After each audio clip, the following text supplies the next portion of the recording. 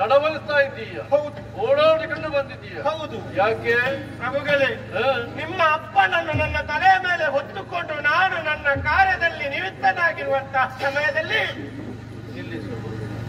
ಯಾರಪ್ಪನನ್ನು? ನಿಮ್ಮ ಅಪ್ಪನನ್ನು ಅವತ್ತು ನೀವು ಹೇಳಿ ನನ್ನ ಅಪ್ಪನ ಹೊರದಕ್ಕೆ ನೀನು ಜನವ? ನೀವು ಹೇಳಿದ್ದು ನಿನ್ನ ನನ್ನ ಅಪ್ಪನ ಹೊರದಕ್ಕಲ್ಲ ಜನ. ನಿನ್ನ ಉದ್ಯೋಗ ಯಾವುದು ಮೊದಲನೇ ಕೊಟ್ಟದ್ದು? ದ್ವಾರಪಾಲಕ ಬೇರೊಬ್ಬರನ್ನ ನಿಯಮಿಸಿದ್ದೆ. ಯಾವತ್ತು ಕೂಡ ಚಂದ್ರನ ಹಾಗೆ ಹಾಸ ಅಂದ್ರೆ ನಗುವವ. ಚಂದ್ರಾಸ. ಹೌದು, ಚಂದ್ರನ ಹಾಗೆ ನಗುವವ ಅವ ಇಲ್ಲ. ಅವನ ಬದಲ ಆ ಜಾಗಕ್ಕೆ ಪುಣ್ಯಾತ್ಮ ನೀರು ಬಂದು ಕೂತಿದ್ಯಲ್ಲ. ಏನು ಮಾಡುದು? ನಮಗೆ ಜನ ಬೇಕಲ್ಲ, ಸಾಲನ್ನು ಕಾಯ್ದಾಗ ನಮಗೊಬ್ಬ ಜನ ಬೇಕಲ್ಲ. ಅಂತ ನೀನು ನನ್ನ ಅಪ್ಪನ ಹೊರದಿರುವ ಹಾಗಲ್ಲ ಸ್ವಾಮಿ. ಹಾಗೆ ಕೇಳಿ ಚಾಚೂ ತಪ್ಪದೆ ದ್ವಾರವನ್ನು ಕಾಯ್ತಿರುವಂತಹ ಸಮಯದಲ್ಲಿ ಸಮುದ್ರದ ತೆರೆಗಾಲು ದಡಕ್ಕೆ ಅಪ್ಪಳಿಸಿದಂತೆ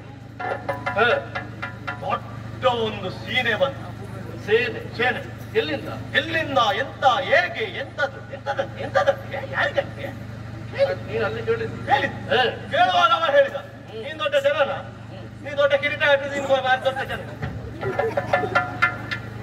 ನಿಮಗಲ್ಲ ಪ್ರಭುಗಳು, ಅವರ ಹತ್ರ ಬಂದು ಕೇಳಿ ಅವರನ್ನು ನೀನು ಪ್ರಶ್ನಿಸಿ. ಕೇಳಿದಾಗ ಹೇಳಿದ, ನನ್ನನ್ನೊಂದು ವಿಚಾರಣೆ ಮಾಡ್ಲಿಕ್ಕೆ ನೀನ್ ದೊಡ್ಡ ಜನನ, ನೀನ್ ಯಾರ ದೊಡ್ಡ ಕೂತ್ಕೊಂಡಿದ್ದೀರ, ಯಾರಲ್ಲಿ ನೀನು ಯಾರಲ್ಲೇ ಮಾತಾಡ ಅವನಲ್ಲಿ ಅಲ್ಲೆಲ್ಲ.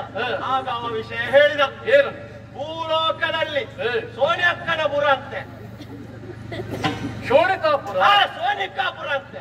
ಶೋಣಿತಾಪುರದಲ್ಲಿ ದಾರಿಕಾಸುರನೆನ್ನುವನಂತೆ. ದಾರಿಕಾಸುರ ಅವ ಇಲ್ಲಿಗೆ ಬಂದದೊಂದೇ ವಿಚಾರ. ಈ ಹಿಂದೆ ಅವರನ್ನು ಎಲ್ಲಾರ ಕೊಂದಿದ್ದೀರಂತೆ, ಅವರ ಜಾತಿಯವರನ್ನು. ಸೇಡನ್ನು ತೀರಿಸುವುದಕ್ಕೆ ಬಂದಿದ್ದಾರೆ. ಒಂದ ಪೀಠವನ್ನು ಒಪ್ಪಿಸಿಕೊಡಬೇಕು, ಇಲ್ಲದೆ ಹೋದ್ರೆ ಬರಲಿ ಸೇನೆ.